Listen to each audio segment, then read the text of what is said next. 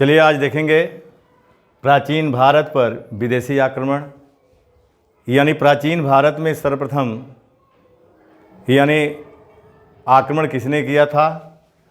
तो सर्वप्रथम ईरानियों ने भारत पर आक्रमण किया था। किसने किया था? ईरानियों ने।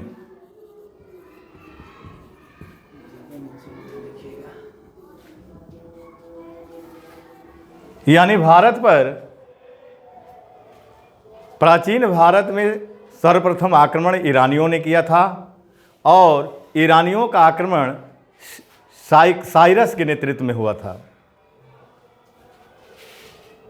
साइरस हखमनी वंश का था, यानी ईरान के हखामनी वंश का था और हखामनी वंश की स्थापना ईरान में साइरस ने ही किया था।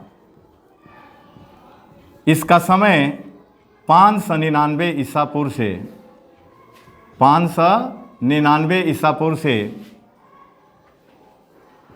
529 ईसा पूर्व है।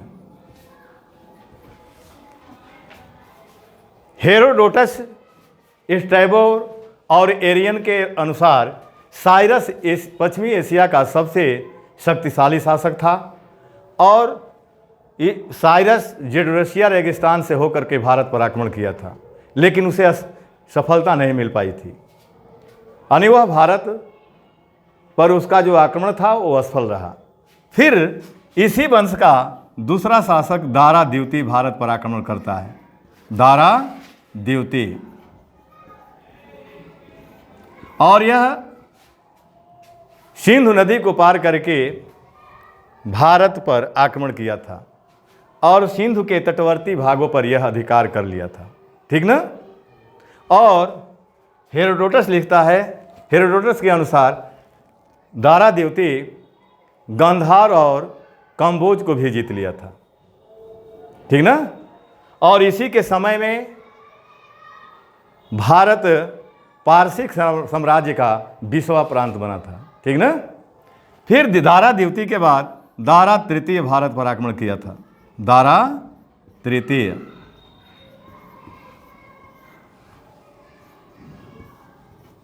इसको भारत में यूनानी शासक ने पराजित किया और पराजित करने के बाद भारत में ईरानियों का आधिपत्य समाप्त हो गया।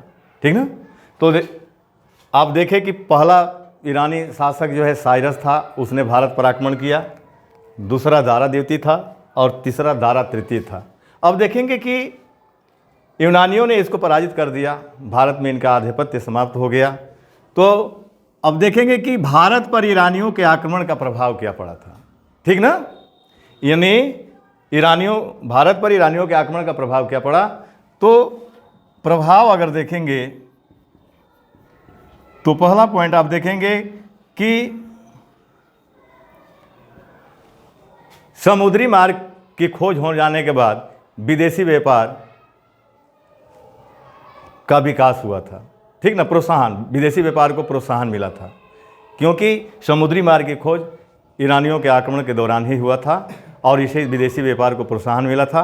पहला पॉइंट। दूसरा पॉइंट, भारत में खरोष्ठी लिपि का विकास हुआ। खरोष्ठी लिपि का विकास हुआ जो दाई से बाई की ओर लिखी जाती थी। और तीसरा, आर्मेयिक लिपि का विस्तार हुआ था। ठीक ना। चौथा पॉइंट, दारा द्वितीय से प्रभावित होकर ही मौर्य वंश के सम्राट अशोक ने भारत में अभिलेखों को उत्कीर्ण कराया था। ठीक ना। और पांचवा प्रभाव ये हुआ कि ईरानियों का जो क्षत्रप प्रणाली प्रशासन था उसको भारत में शक और कुषाण शासकों ने अपनाया था। ठीक ना। तो प्रभाव क्या पड़ा। पहला तो ये देखेंगे कि समुद्री मार्ग की खोज हो जाने पर समुद्री मार्ग की खोज से विदेशी व्यापार को प्रोत्साहन मिला। विदेशी व्यापार को प्रोत्साहन मिला।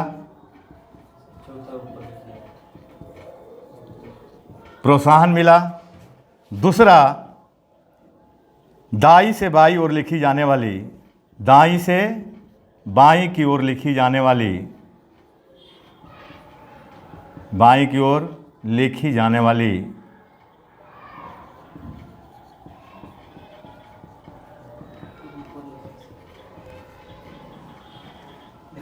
खरोष्ठी लिपि का विकास हुआ, खरोष्ठी लिपि का विकास हुआ, ठीक ना, लिपि का विकास। तीसरा, आर्मेयिक लिपि का विस्तार हुआ, आर्मेयिक लिपि का भारत में विस्तार हुआ, ठीक ना।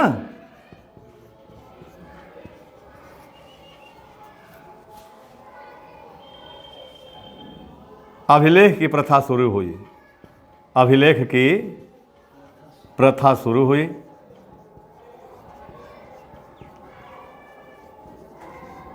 क्योंकि इसी से प्रभावित होकर के, दारा द्वितीय से प्रभावित होकर के अशोक ने भारत में अपने अभिलेखों को उत्कीर्ण कराया था। अगला पॉइंट, जो ईरानियों का क्षत्रप प्रणाली था, क्षत्रप प्रणाली, इसको भारत में शक और कुषाण वंश के शासकों ने अपनाया, शक कुषाण वंश के शासकों ने अपनाया। और एक विशेष पॉइंट ये है कि ईरानियों ने ही भारत का नाम हिंदुस्तान रखा था, क्योंकि उन्होंने देखा कि हिंद महासागर के शीर्ष पर भारत अवस्थित है, इसलिए भारतवर्ष को ईरानियों ने क्या कहा, हिंदुस्तान कहा। अब देखेंगे कि ईरानियों के बाद भारत पर किसने आक्रमण किया था, तो यूनानियों ने किया था। ईरानियों के बाद भारत पर आक्रमण किसने किया था, यूनानियों ने किया था। और यूनानियों ने किसके नेतृत्व में आक्रमण किया, सिकंदर महान, ठीक ना। प्राचीन भारत में दूसरा विदेशी आक्रमण यूनानियों ने किया था, ठीक ना। और किसके नेतृत्व में किया था, नेतृत्व तो सिकंदर के नेतृत्व में किया था, सिकंदर महान। यानी अलेक्जेंडर द ग्रेट भी इसको कहते हैं, अलेक्जेंडर द ग्रेट के नेतृत्व में यूनानी आक्रमण भारत में हुआ था। सबसे पहले हम ये देखेंगे कि सिकंदर जो था, बल्ख बैक्ट्रिया को जीतने के बाद काबुल मार्ग से होता हुआ हिंद कुश पर्वत को पार करते हुए भारत पर आक्रमण किया था, ठीक ना। और तक्षशिला का राजा जो अंभी था, उसके सामने घुटने टेक दिया, आत्मसमर्पण कर दिया, ठीक ना। और उसको सहायता देने का वचन भी दिया था, ठीक ना।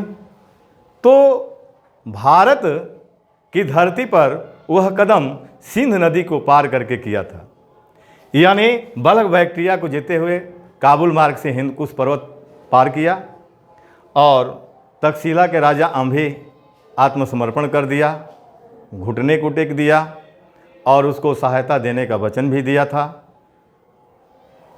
उसके बाद सिंध नदी को पार करके सिकंदर भारत की धरती पर अपना कदम रखा, ठीक ना। और पंजाब के पौरववंशी शासक, पंजाब के पौरववंशी शासक पौरववंशी शासक पोरस को पराजित किया था। पोरस को किस युद्ध में पराजित, 326 ईसा पूर्व में हाइडे, पोरस को 326 ईसा पूर्व में हाइडे स्पेज आबलेक झेलम नदी का युद्ध, झेलम नदी का युद्ध, आबलेक बितस्ता नदी का युद्ध, बितस्ता नदी का युद्ध में पराजित किया था। पराजित किया था। यहाँ ध्यान देंगे। यानी सिंध नदी को पार करने के बाद वो पंजाब पर आक्रमण किया और उस समय पंजाब का राजा पौरववंशी शासक पोरस था। उसी को 326 ईसा पूर्व में झेलम नदी के युद्ध में पराजित किया था। झेलम नदी के युद्ध को हाइडे स्पीच का युद्ध भी कहा जाता है और उसको बितस्ता नदी का युद्ध भी कहते हैं, क्योंकि झेलम नदी का प्राचीन नाम क्या है? बितस्ता है। ठीक ना। पोरस को हराने के बाद भारत में वो अन्य 2 जातियों को भी पराजित किया था। ठीक ना। एक तो पोरस के बाद ग्लौग निकाय और दूसरी जात कठ जाति को पराजित किया था। पोरस को हराने के बाद भारत में उसने अन्य 2 जातियों को भी पराजित किया था, ग्लौग निकाय जात और कठ जाति को पराजित किया था। इनको पराजित करने के बाद वह ब्यास नदी के पश्चिमी किनारे पर पहुंचा। ठीक ना। लेकिन ब्यास नदी को पार करने से उसकी सेना जो थी मनाही कर दी। वो पार करने से इनकार कर दिया और वहाँ से वो वापस लौट गया। अपने विजित क्षेत्रों को अपने सेनापति फिलिप को सौंप करके वह अपने देश को लौट गया, जहाँ पर 323 ईसा पूर्व में बेबीलोन में मलेरिया रोग के कारण सिकंदर महान का निधन हो गया। ठीक ना।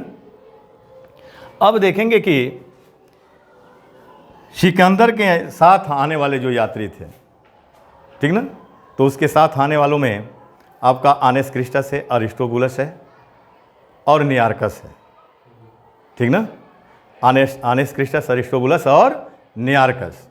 ठीक ना। सिकंदर महान ने भारत में 2 नगरों की स्थापना किया था। सिकंदर महान ने भारत में 2 नगरों की स्थापना किया था। नगरों की स्थापना किया।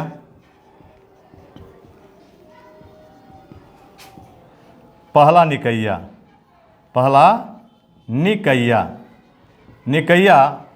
विजयनगर, इसको क्या कहा गया है?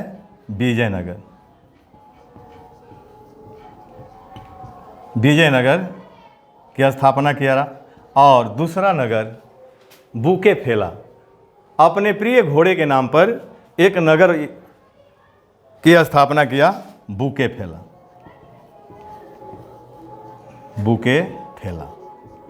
तो सिकंदर महान भारत में 2 नगरों की स्थापना किया था, निकैया जिसको विजयनगर के नाम से जाना जाता है और बुके फेला। ठीक ना। ये 2 नगरों की स्थापना किया। अब इसका जो जल सेनापति था, सिकंदर महान का जल सेनापति का नाम नियार्कस था। क्या था? नियार्कस। और उसका सेनापति का नाम, और सिकंदर महान के सेनापति का नाम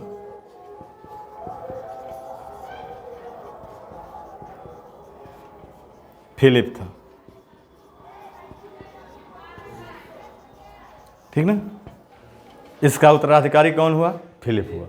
अब देखेंगे यूनानी आक्रमण का प्रभाव भारत पर क्या पड़ा था। तो देखेंगे भारत पर प्रभाव, यूनानी आक्रमण का भारत पर प्रभाव क्या पड़ा। तो देखिए, भारतीयों ने यूनानियों से क्षत्रप प्रणाली को ग्रहण किया था। किस प्रणाली को? पहला पॉइंट, यूनानियों के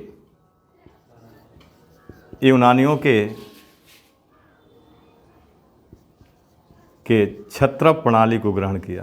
क्षत्रप प्रणाली को ग्रहण किया। ठीक ना।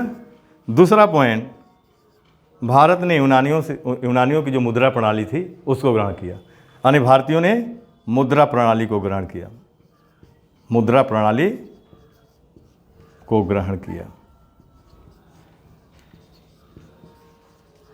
ठीक ना। तीसरा पॉइंट, मुद्रा प्रणाली में जो उलुक शैली की मुद्राएं थी। आपको पता होना चाहिए कि भारत में सर्वप्रथम सोने का सिक्का जारी किसने किया था? तो यूनानियों ने। यूनानी शासक मिनेंडर भारत में सर्वप्रथम सोने की मुद्रा जारी करता है। अन्य मुद्रा से संबंधित प्रश्न बनते हैं कि प्राचीन भारत में सर्वप्रथम सोने की सिक्का किसने जारी किया था? यूनानियों ने जारी किया था और यूनानी शासक मिनांडर ने जारी किया था। एक प्रश्न बनता है कि भारत में सर्वाधिक शुद्ध सोने का सिक्का किसने जारी किया? तो कुषाण वंश के शासकों ने जारी किया था। भीम कटफिसस ने शुद्ध सिक्के जारी किया था भारत में। और एक प्रश्न ये बनता है कि भारत में सर्वाधिक सोने के सिक्के किसने जारी किया था? तो गुप्त वंश के शासकों ने जारी किया था। लेकिन उनकी जो सोने की सिक्का थी वो हिंद धातु में थी, ठीक ना? तो ये ध्यान दिया रहिएगा, भारत में सोने का सर्वप्रथम सिक्का यूनानियों ने चलाया, सबसे शुद्ध सोने का सिक्का कुषाणों ने चलाया और सर्वाधिक सोने का सिक्का गुप्त वंश के शासकों ने चलाया था, ठीक ना? तो ये आपका जो है कि नहीं, प्रभाव में यूनानियों के क्षेत्र प्रणाली को भारत ने ग्रहण किया, उसके मुद्रा प्रणाली को ग्रहण किया और यूनानियों के आक्रमण के समय में ही भारत में गंधार कला का विकास हुआ। गंधार कला का विकास हुआ था, ठीक ना? तो ये है। और सिकंदर महान के गुरु का नाम अरस्तु मिलता है, ठीक ना? तो उसके साथ आने वाले यात्रियों में यानेस क्रिस्टस, अरिस्टोबुलस और नियार्कस है। तो आज इतना ही रहने दें, ठीक ना?